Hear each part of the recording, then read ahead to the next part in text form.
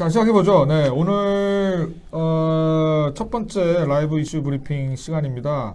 그래서 IT 알려줌 코너를 통해서 소개해드렸던 아마존의 최신 트렌드와 관련해서 한번 정리를 한번 해보는 시간을 가졌습니다.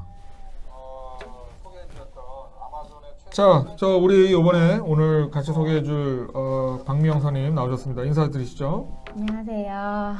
네, 이 처음이라서 이게 힘드네요.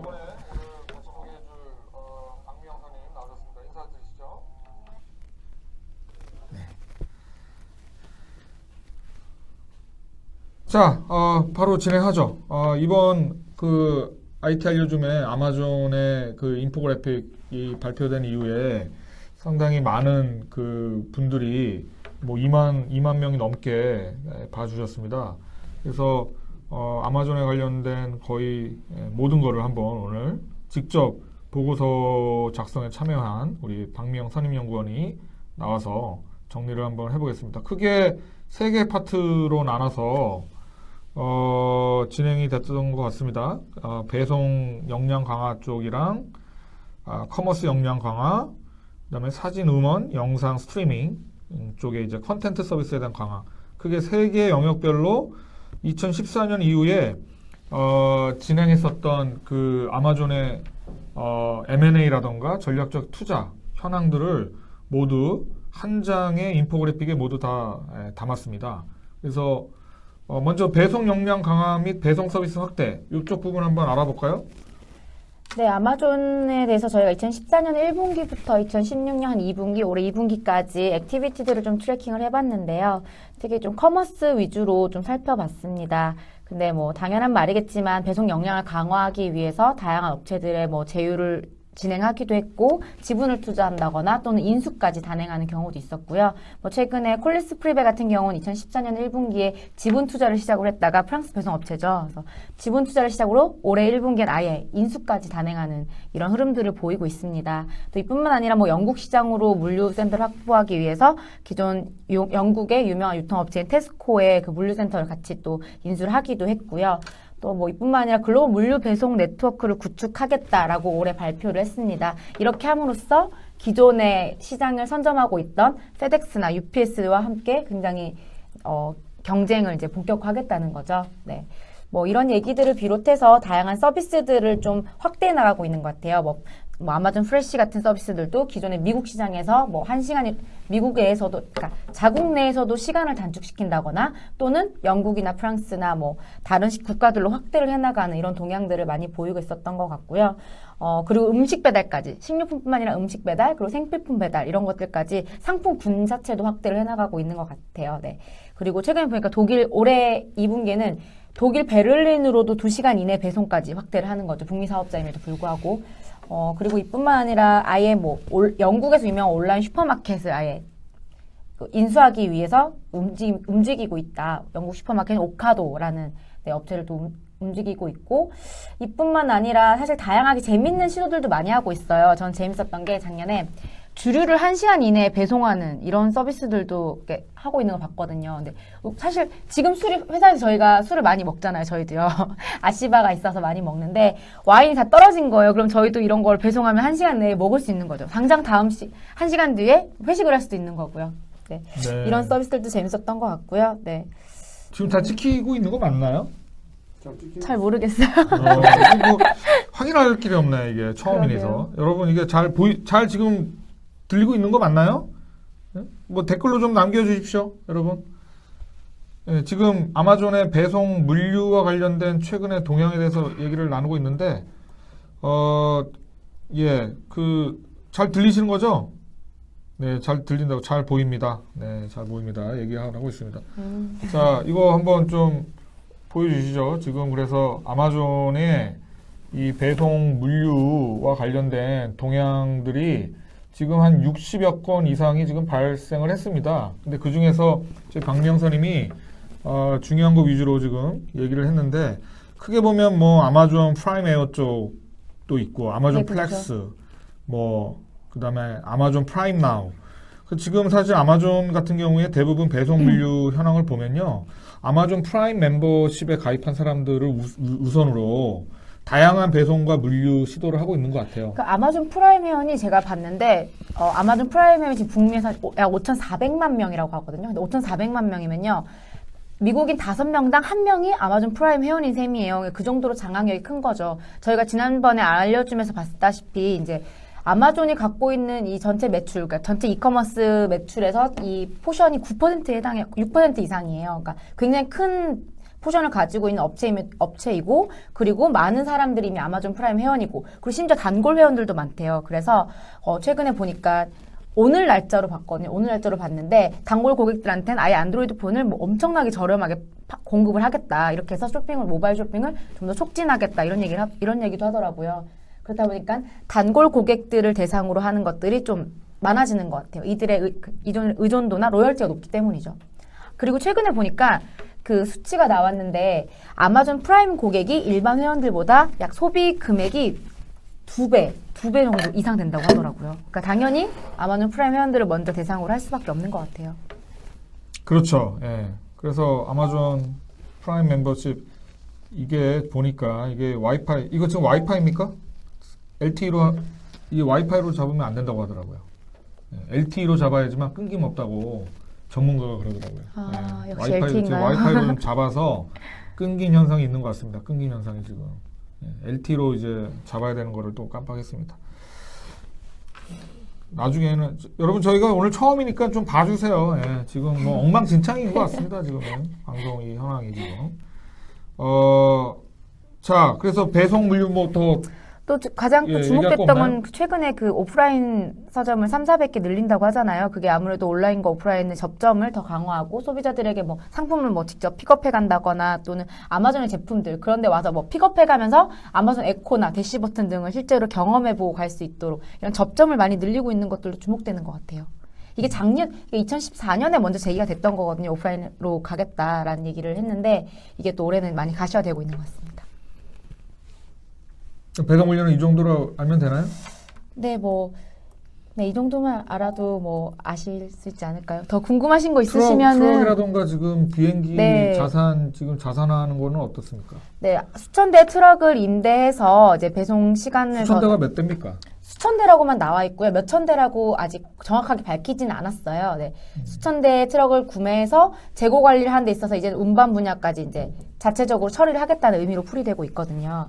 뭐 이런 것들도 있고 또는 이뿐만 아니라 유럽으로 항공화물, 에어카르고 사업까지 확대하겠다는 얘기도 하고 있고 네, 최근에 또 독일 공항 프랑크푸르트 하는 인수한다는 인수설도 제기가 되고 있습니다. 네, 그러면 두 번째로 한번 넘어가 보겠습니다. 예, 지금 뭐 공항 인수하는 거는 정말 좀 네, 되게 파격적인 큰, 이슈인 것 같아요, 그죠? 이게 드래곤 보트라고 해서 이 지금 아마존이 추진하고 있는 글로벌 네트워크 구축하는 거의 일환이고 프로젝트 일환이거든요. 굉장히 큰 움직임 중에 하나로 꼽을 수 있을 것 같아요. 네, 두 번째로는 커머스 사업의 본질적인 역량을 강화하는 쪽으로 이렇게 많은 여기도 좀 비춰주십시오.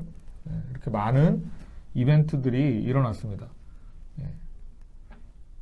이게 저희 지금 저 페이스북으로는 거의 딜레이가 너무 심해가지고 저희도 레이턴시가 너무 심한 것 같아요. 실시간으로 좀 찍히는지를 모르겠어요 지금. 네, 저도 잘 모르겠어요. 이게 LTE로 이게 하지 않으면 이게 안 될 것 같다는 생각이 듭니다. 지금 와이파이로 좀 잡아서 쏴보내고 있어가지고 지금 이게 실시간으로 지금 여러분들한테 잘 나가고 있는지 모르겠네요. 예. 실시간으로 지금 보이고 있는 거 맞죠, 여러분? 예, 저희는 지금 너무 딜레이가 심해가지고 지금 잘하고 있는지 모르겠어요. 네.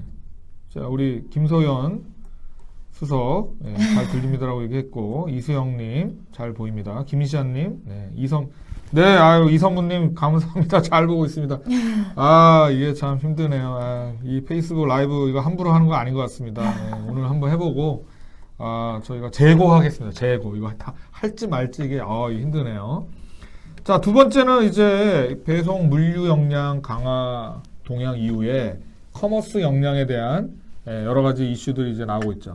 네, 너무 작긴 한데 지금 다시 한번 이제 커머스 역량 강화하고 있는 저희 인포그래픽 보고서가 이게 유료로 사실 다운로드 받을 수 있는 건데요. 한번 보시죠. 그래서 이것도 한 100여 건, 70에서 100여 건 정도에 달하는 이벤트들이 벌어놨습니다. 결국 이제 아마존이 커머스 역량 강화를 위해서 인수합병을 시도 때도 없이 한다는 얘기죠. 그래서 보시면 뭐 업체들 인수했던 이 트렌드가 엄청나게 많은데 이 중에서 가장 중요한 몇 가지만 한번 소개를 좀 해주시기 바랍니다. 아무래도 이 커머스 역량은 소비자들을 비롯해서 서드파티 뭐 제조사, 셀러들을 위해서 다양한 서비스를 내놓고 있는데요. 셀러들이 좀 판매하기 쉽도록 하고 더 많은 소비자들에게 도달할 수 있도록 도와주기도 하고요. 이뿐만 아니라 소비자들이 뭐 이미지를 인식해서 결제를 할 수 있는 그런 걸 한다거나 또는 뭐 오프라인에서 뭐 경험해보고 뭐 구매할 수 있다거나 이런 다양한 새로운 경험들을 제공하기 위해서 노력을 하고 있어요. 이뿐만 아니라 또 원클릭 결제 같은 이런 서비스들도 마찬가지인 것 같고요. 최근에 가장 저는 주목됐던 게 온디맨드 홈 서비스 업체인 하우스조이 같은 업체에 투자를 함으로써 그러니까 홈 서비스로 역량을 확대하고 있는 이런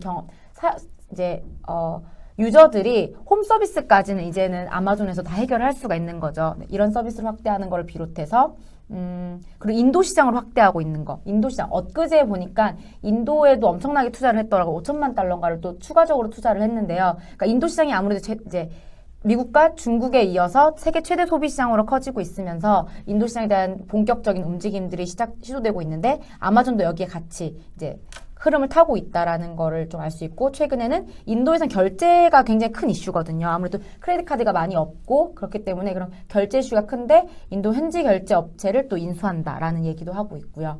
네, 이런 것들이 좀 움직임이 주목됐고 또 7개 자체 의류 브랜드를 런칭하고 있는 움직임도 주목되는 자체 의류 브랜드를 런칭했어요? 네, 자체 의류 브랜드를 런칭을 했고요. 한 액세서리나 여자다, 키즈, 남자 모든 게 분류를 나눠서 이 카테고리 상품들을 아마존 웹사이트를 통해서 판매를 하고 대부분 굉장히 저렴하게 $100 이하의 가격으로 판매를 하고 있다고 합니다. 네. 그러니까 뭐 아마존이 지금 뭐 전방위적으로 특히 프레시 쪽 영역에 신선 과일 쪽이나 신선 그 채소 또는 신선 먹거리 쪽으로 지금 강하고 있는 동향은 또 굉장히 많이 나고 있던데. 그렇죠. 뭐 그러니까 이게 다 대시 버튼이랑 같이 연계되는 것 같아요. 대시 버튼으로 사용자들이 집안에서 생필품이나 식료품 즉각적으로 필요한 것들을 이제 쉽게 아주 액세스가 접근성이 좋게 이제 구매할 수 있도록 하는 흐름인데요. 사실 직접 내가 생각하고 어떤 거 사야지 정리하는 것보다 즉각적으로 바로바로 구매할 수 있는 경험을 이어주는 것 같아요. 네, 뭐 질문도 좀 받고 있습니다. 지금 버퍼링이 조금 심하다고 PC로는 잘 나오는데 지금 버퍼링이 좀 심하다고 몇 분 김광철님께서 지금 PC 버전은 잘 나온다고 합니다. 이게 이제 모바일에서 와이파이로 잡아서 지금 다음부터는 LTE로 잡아서 좀 끊김없는 방송 될 수 있도록 준비하겠습니다. 혹시 뭐 아마존과 관련해서 궁금한 사항도 좀 질문을 넣어주세요. 궁금한 사항이 있으면 바로 댓글로 올려주시면 감사하겠습니다. 네. 지금 좀 9분 지금 9분이 지금 실시간으로 보시고 계시는데 너무 감사합니다. 9분이 어디입니까? 저희 500명을 기대했는데 9분 좋습니다. 이 9분 정말 소중한 우리 이 아마존에 대해서 정말 궁금하신 분들이고. 자, 그래서 아마존의 커머스는 그래서 한마디로 얘기하면 어떤 쪽 방향으로 지금 이제 수렴이 되고 있는 것 같습니까? 앞으로는 AI에 되게 많이 관심이 많잖아요, 요즘에. 그래서 AI 역량도, 기술력도 키워가면서 대시버튼이나 에코 등을 강화함으로써 소비자들이 더욱더 편리하고, 그리고 소비자들이 더욱더 편리하고, 자기가 원하는 것들을 바로바로 캐치해서, 언맨 니즈를 캐치해서, 이제 쇼핑까지 이어지도록 하는 이런 흐름을 가지고 갈 것 같습니다. 네. 특히 이제 아마존 에코와 관련해서는 굉장히 지금 뭐 세간에 이슈가 많이 되고 있습니다. 왜냐하면 인공지능 기술과 관련돼서 아마존의 역량이 굉장히 많이 지금 두드러지게 커머스 쪽으로 나타나고 있는 데다가 뭐 여러분들도 아시겠지만 아마존 에코가 의미하는 것은 어떤 제품을 판매하는 게 중요한 게 아니라 결국 플랫폼을 이제 그 커머스 플랫폼의 그러니까 그거를 이제 유니버셜 봇 또는 인터페이스 봇이라는 표현으로 쓰고 있는데 최근에 이제 이메일에서 메시징이 이메일을 이제 대체하고 특히 뭐 카약과 슬랙의 어떤 협업이라든지 그래서 메시징 앱 안에서 커머스가 일어난 현상이 강화되고 있는데 이 메시징 앱 자체가 이제 인공지능화되고 있는 거고 그것을 뛰어넘은 이제 봇 중에 하나가 인터페이스 봇 또는 유니버셜 봇이라고 하는 이름으로 나오고 있는 에코 같은 이제 음성 인식이 제공되고 이제 사람의 어떤 그 음성 인식 것들과 아마존이 갖고 있는 데이터베이스의 어떤 데이터베이스 셋들, 그 다음에 실제 구매 성향의 패턴들을 잘 활용해서 바로바로 이제 커머스로 연계하거나 정보를 찾아준다거나 뭐 이런 쪽으로 이제 봇의 활용 가능성이 굉장히 확대되고 있다는 거죠. 그래서 아마존의 에코를 유니버셜 봇 또는 인터페이스 봇이라고 얘기하는 사람들도 나타나고 있고, 이게 결국 우리가 얘기하는 이제 메시징 중심의 챗봇뿐만 아니라 모든 게 이제 봇 중심으로 간다는 거죠. 그 봇 시장에서 아마존이 아마존 에코를 중심으로 새로운 생태계의 가치를 만들어내고 있다라고 하는 것이 최근에 또 커머스와 관련된 아마존의 가장 중요한 핵심 트렌드 중에 하나인 것 같습니다. 자, 그러면 이제 마지막 단계로 넘어가서 이제 컨텐트 서비스죠. 컨텐트 서비스 쪽도 이렇게 저희가 인포그래픽 보고서로 이제 발행을 같이 한 적이 있었습니다. 그래서 여기서도 보면 중요한 이제 몇 가지 컨텐트 서비스 업체와의 인수 제휴 뭐 전략적인 어떤 내용들이 많이 들어 있는데 잠깐 설명을 좀 해주시죠, 강명선님. 네, 최근에 가장 주목되는 거는 기존에는 아마존 프라임 회원들에게만 제공됐던 뭐 음원 서비스와 영상 서비스들을 이제는 독자적으로 제공하겠다고 하면서 뭐 애플이나 넷플릭스나 스포티파이와 이제는 본격적으로 경쟁을 하겠다고 얘기를 하고 있어요. 근데 저는 사실 이게 좀 잘 될지 잘 모르겠어요. 사장님 생각 어떠세요? 잠깐만. 김광철님 안 나온다고 지금. 안 나온답니다, 지금. 네? 촬영 기사 이거 어떻게 된 겁니까, 도대체? 다른 사람 나와. 이게 그런가요? 지금 뭐 촬영에 지금 저도 안 문제가 좀 많고요. 지금. 자, 최혜원 그거 얘기하기 전에 네. 예, 마구 올려주십니다. 최혜원님, 네, 아마존은 MCN과 연결해서 비디오 커머스 쪽으로 갈 생각이 없을까요? 현재 그런 내용들은 발표한 적은 없는데 충분히 예상할 수 있는 시나리오가 될 수 있겠죠. 왜냐하면 아마존이 아시겠지만 유튜브랑 비슷하게 아마존이 영상 제작 지원을 엄청나게 하고 있습니다. 그래서 이런 MCN 쪽은 아니고 지금 현재 실제 넷플릭스와 경쟁하기 위해서 영화 제작에 직접 참여하고 있는데 영상 제작에 직접적인 그 투자 지원을 아끼지 않고 있거든요. 그리고 아마존 스튜디오 같은 것들도 현재 공간을 세팅해서 실제로 직접 자기네들이 컨텐츠 제작에 나서겠다라고 발표를 했기 때문에 어떻게 보면 그런 관점에서 MCN과 연결해서 얘네들의 역량인 비디오 커머스로도 갈 가능성도 없지 않아 있다라고 판단됩니다. 실제로 지금 보면 실제로 올해 1분기에 실시간 커머스 방송인 스타일 코드 라이브를 선보였어요. 그러니까 스타일 코드 라이브를 선보였다고 합니다. 그게 네. 뭡니까? 그러니까 미국에서 빨리 얘기해 주세요. 사장님 너무 조급하십니다. 네, 지금 빨리 끝내야 될 것 같습니다. 네. 미국 동부 시간 기준으로 평일 저녁 9시에 한 30분 정도 패션이나 뷰티나 뭐 스타일 같은 이런 전문가들이 나와서요. 이런 패션 최신 트렌드나 팁을 제공을 하고 뭐 시청자들과 출연진들이 서로 인터랙티브한 커뮤니케이션을 할 수 있도록 라이브 채팅 같은 기능 등을 탑재한다고 합니다. 앞으로. 아마존 스타일 가이드예요, 그게? 네, 그러니까 스타일 코드 라이브. 네. 아마존 스타일 코드 라이브입니다. 코드 라이브라는 별도의 채널입니까? 네, 실시간 커머스 방송입니다. 실시간 커머스 방송입니다. 네, 방송이라고 합니다. 지금 이미 런칭했네요. 예, 혜연님. 자, 또 네. 자, 와이파이와 PC도 이제는 버퍼링이 심하네요. 김광철님. 어떡해요. 죄송합니다. AWS 이외의 아마존 커머스 컨텐트 한국 내 진출은 어떻게 저희가 이제 AWS의 비즈니스 총괄 담당 임원과 제가 좀 친해서 물어본 적이 실제로 있었는데요. 아직 지금 사실 작년에만 하더라도 아마존이 직접 커머스 쪽 진출한다고 인력들을 굉장히 많이 하이어한다라고 하는 이제 루머가 돌았고 실제로 제가 아는 몇몇 그 HR 펌에서도 아마존 그쪽의 커머스 사업자들을 뽑는다라고 제가 얘기를 들었는데 최근 들어서 조금 주춤한 것 같습니다. 그래서 현재 시장을 좀 보고 있는 것 같고 아마존이 직접 현재 커머스 사업을 한국에서 집중적으로 자본을 투하해서 하고 있는 부분들은 아직 뭐 구체적인 계획이 나온 것 같지는 않고요. 예, 그렇습니다. 네. 김광철님, 예, 와이파이 이제 좀 나아졌습니다. 예, 감사드립니다. 이거 힘드네요, 정말 이게 와이파이. 네트워크 강국이 이러면 안 되는데. 자, 또 뭐 질문 없으십니까? 질문 위주로 열심히 지금 받으면 좋을 것 같아가지고요. 질문 마구마구 올려주십시오. 네. 아마존이 근데 저 아까 전에 봤는데 설립한 지 오늘이 거의 만 딱 22년이더라고요. 네, 22년 정도 됐죠. 네, 오늘 네. 94년 7월 5일에 제프 베조스가 설립을 했는데 딱 22년 됐더라고요. 근데 굉장히 젊어 보이는 것 같아요, 제프 베조스는. 아마존 에코는 개인정보 보안에 취약하지 않나요? 이거 어떻습니까? 아마존 에코 어떤 면에서 개인정보 보안이 약하다는 거죠? 어떤 점에서? 네. 어떤 사실 점에서 음성을 인식해서 에코가 뭔가를 해주는 거잖아요. 예를 들면 제가 노래 틀어달라면 노래 틀어주고 제 데이터가 어떻게 활용된다는 건가요?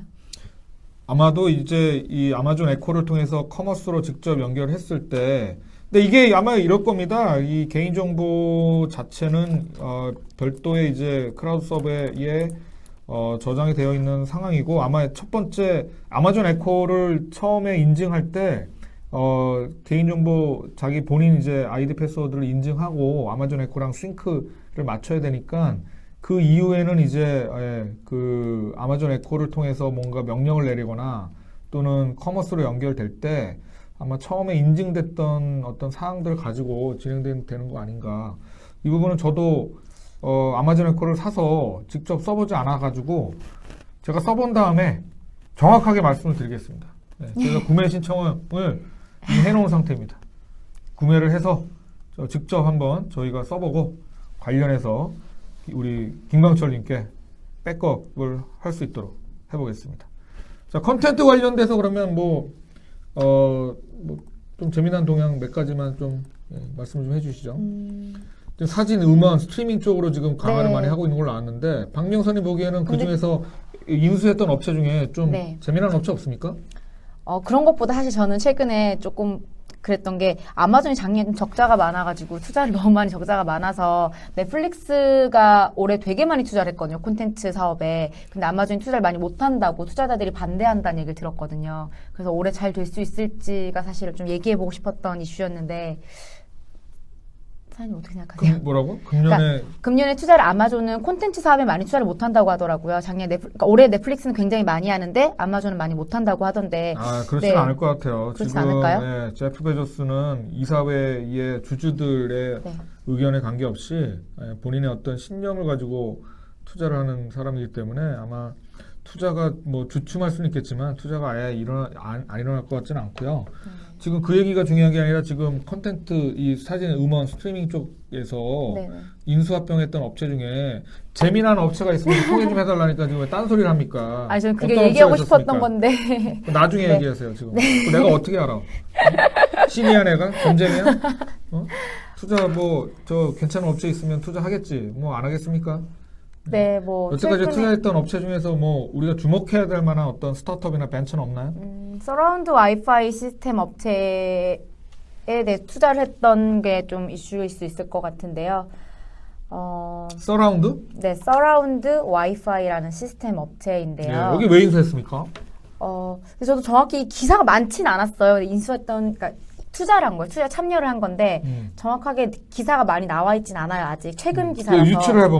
유출을 해보면 사용자들에게 좀 더 사용자 경험을 조금 더 편리하게 해줄 수 있을 것 같아요. 그러니까 넷플릭스나 스트리밍 하는 데 있어서 더 빠르게 영상들을 송출할 수 있도록 해주는 데 도움이 될 것 같은데 제가 내용을 제가 보기에는 않았어요. 서라운드 와이파이 업체가 그 투자한 이유 중에 하나가 결국 지금 지금 영상 제작 커머스까지 같이 가는 것 같아요. 네. 쪽에 지금 아마존이 투자를 많이 하고 있잖아요. 실제로 영화 제작 쪽으로도 많이 투자를 하고 있고 그래서 아마도 지금 아마존 또 TV 서비스도 하고 있고 그래서 아마 어떻게 보면 지금 왜냐면 서드파티 업체들까지 같이 제휴해서 이제 우리나라 OTT 치면 지금 스트리밍 OTT 하거든요. 그렇죠. OTT 네, 스트리밍 사업자의 핵심 사업자 중에 하나가 아마존 TV이기 때문에 아마 그쪽으로 부가 서비스 형태로 예를 들면 그 사운드를 조금 더 빵빵하게 지원해주거나 그래서 사용자의 어떤 그 컨텐츠에 대한 실감 효과를 높여주기 위한 방안이 아닌가. 그리고 최근에 아마존이 알렉사를 강화하면서 알렉사 펀드를 따로 만들었잖아요. 아마존 알렉사 펀드에서 투자한 업체들 혹시 좀 없나요?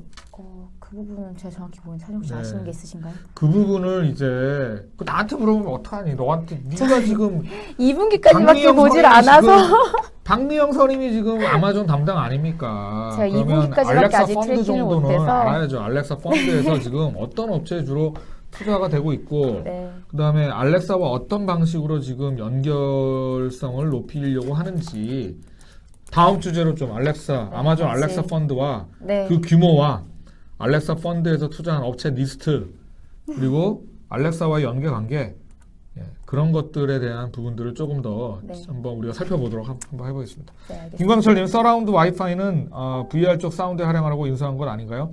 네, 분명히 그런 부분이 있습니다. 왜냐하면 앞으로 우리가 예상할 수 있는 새로운 트렌드 중에 하나가 결국 VR 헤드마운트 디바이스 기반의 VR 컨텐츠와 VR 게임입니다. 특히 영화와 게임 쪽에 상당히 VR을 갈 수밖에 없고요. 거기서 결국 가장 중요한 게 우퍼 시스템이라던가 뭔가 이제 이 음향 효과를 최적화시켜가지고 컨텐츠에 대한 어떤 실감 효과를 높여주는 방향으로 아마존도 신경을 쓸 수밖에 없을 겁니다. 그런 의미에서 보면 충분히 가능한 시나리오고요.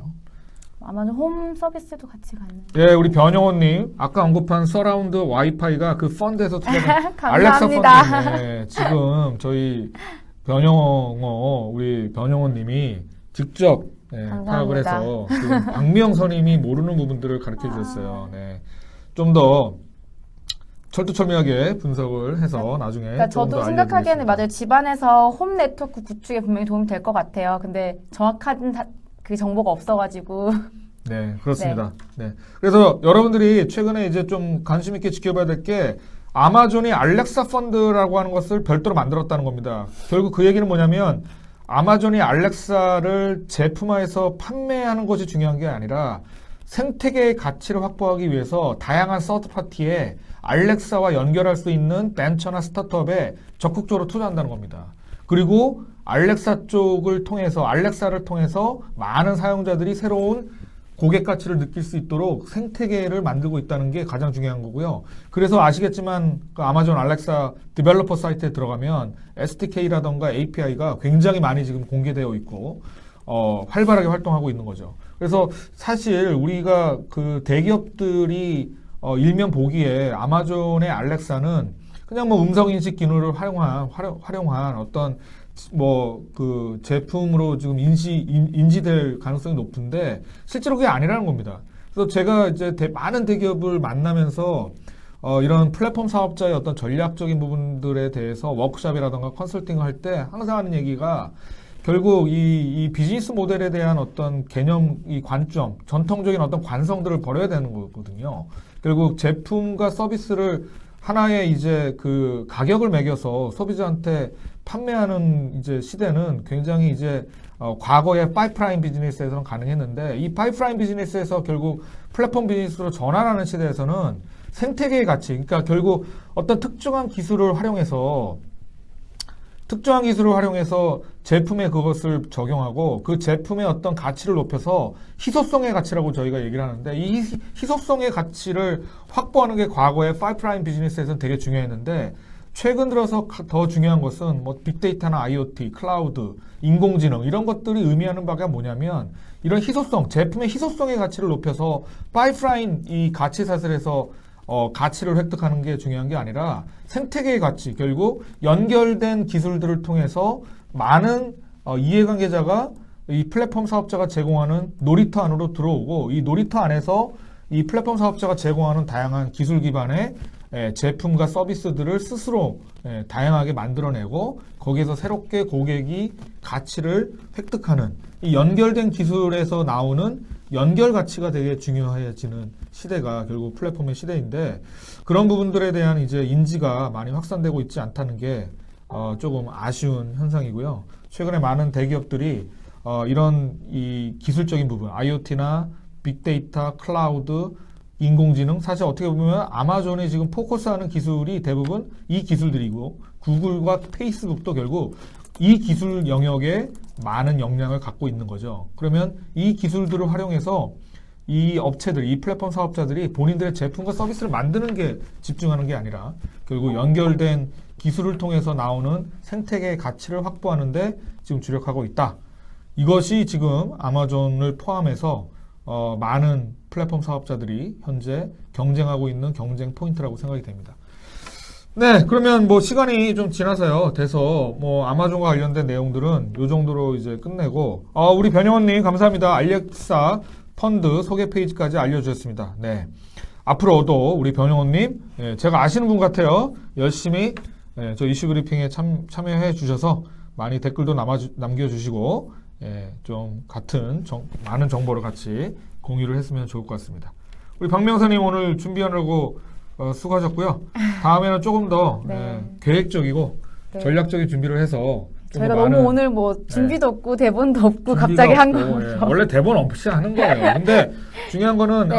이제 여기다가 우리가 이제 소개할 인포그래픽이라던가 몇 개는 좀 떼어서 먼저 우리 시청자들한테 공유를 한 다음에 같이 더 그렇게 더 인터랙티브하게 얘기하면 좋을 것 같아요. 네. 그래서 뭔가 한 장 정도는 정리를 해서 그렇게 좋은 것 같아요. 진행하도록 하는 걸로 하고, 여러분 저희가 30분 동안 진행을 한번 해봤습니다. 9분이 끝까지 남아주셔서 감사드리고요. 절반이 제가 아시는 분들이 같습니다. 다 아시는 분들 다. 다음에도 사랑해 주시고 2차 이제 이슈 브리핑 때 다시 뵙도록 하겠습니다. 감사합니다. 감사합니다.